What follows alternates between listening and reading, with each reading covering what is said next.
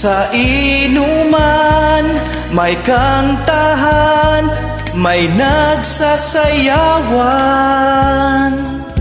Sa tilapyang pula ng mga dalaga, pinagkaguluhan. Inaabangan ng kalalakihan ng maganda nilang katawan. At gustong makita ang tilapyang pula. Pasilip naman dyan, nagsimula ang sayawan. O tilapyang pula, patay sinding ilaw, kami nagsisigawan.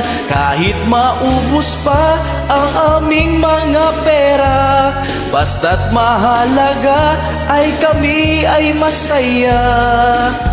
Sa aming mga nakitang iba't ibang tilapyang pula, naubos na ang aming pera at kami umuwi na. Ang aking asawa, galit na galit, mukha'y di may pinta. Tinanong niya ako, saan ang sweldo ko? Ang sabi ko, nadukutan ako. Di ko siya maloko, pagkat lasing ako. Sinipan niya ako, bugbog ang inabot ko sa asawa ko. Binato pa ako ng kalan at kaldero.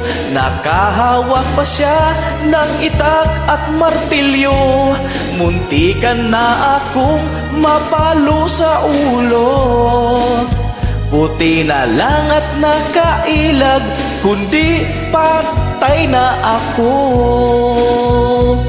Kaya ang payo ko sa mga lasinggero, asawa ang siyang ang pinapriority nyo.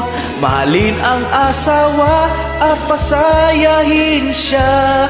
Hindi ka na dapat mahumaling sa iba, pagkat ang hotdog mo na pula, para yan sa iyong asawa.